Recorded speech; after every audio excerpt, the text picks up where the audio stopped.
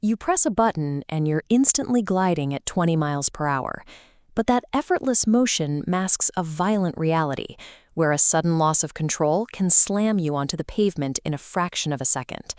Because an electric scooter doesn't require pedaling or manual shifting, it tricks your brain.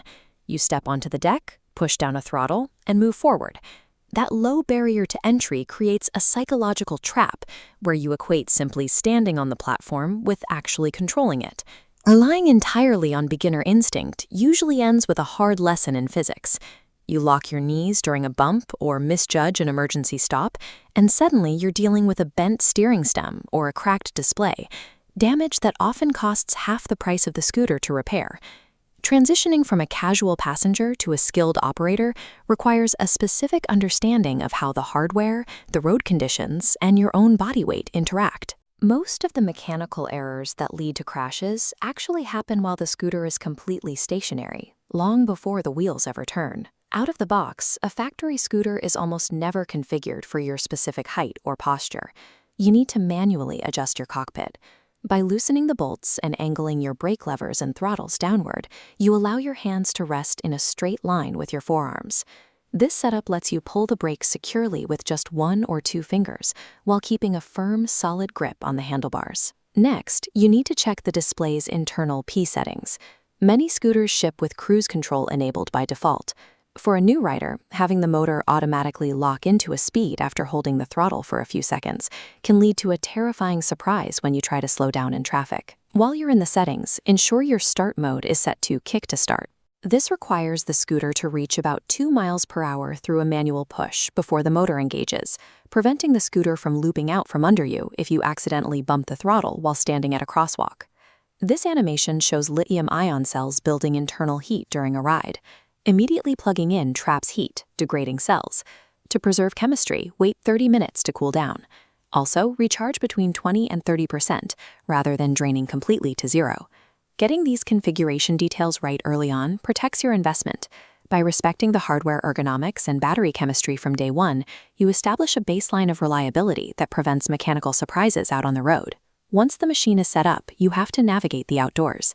Beginners instinctively expect the street to feel as stable as a sidewalk, but a scooter's geometry changes the rules of the road. Because the tires are small and hold a tiny contact patch with the ground, everyday obstacles become immediate hazards.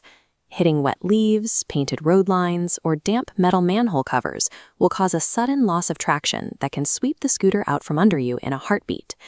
This matrix compares standard water resistance ratings, exposing a common misunderstanding.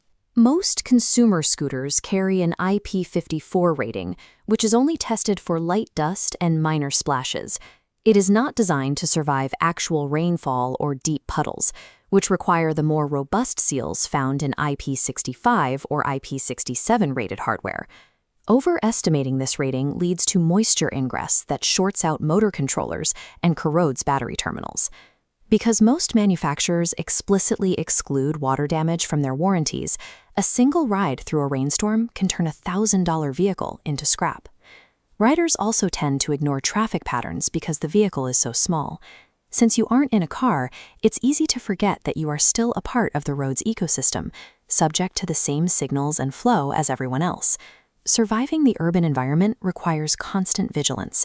You have to anticipate the external forces and weather conditions that a scooter's small wheels are physically unable to overcome on their own. To compensate for the lack of a large frame and suspension, you must actively use your body to balance and control the machine's momentum. The most common physical error is standing with your feet side by side on the deck. This posture destroys your lateral balance. If you hit a minor bump while riding with parallel feet, your body is easily pitched forward or backward because you have no anchor point. You need to adopt a staggered stance, with one foot forward near the stem and the other back toward the rear fender. This position creates a stable foundation that allows your legs to act as natural shock absorbers for the rest of your body. This visualization shows the physics of a stop. If you merely pull back on the handlebars, your momentum will pivot around the front stem and throw you over the front wheel. Instead, you have to drop your hips and shift your center of gravity toward the rear foot to drive traction into the back tire. You also must keep both hands firmly on the grips at all times. Unlike a bicycle, a scooter's small tires do not generate enough gyroscopic force to keep the steering straight on their own. Taking even one hand off to adjust your glasses or check a phone can trigger an immediate, uncontrollable speed wobble. Mastering these mechanics provides your final line of defense. By keeping your knees bent and your weight dynamic, your body absorbs the kinetic energy that the scooter's frame is too small to handle. The safest rider on the road is the one who coordinates these factors: a machine tuned to their hands, a constant eye on the terrain, and a stance that anticipates every change in momentum. Learning these habits takes time, but it systematically removes the uncertainty of your first few rides. You move past the initial nervousness by developing an intuitive understanding of the vehicle's limits. Avoiding these setup and riding mistakes pays off immediately. It keeps your battery healthy, your hardware intact, and ensures your scooter serves as a reliable, safe mode of modern transport. Ride within your actual skill level, always wear a helmet, and keep your focus on the road ahead. If this helped you avoid a costly mistake, subscribe for more micro-mobility guides, and we'll see you on the next ride.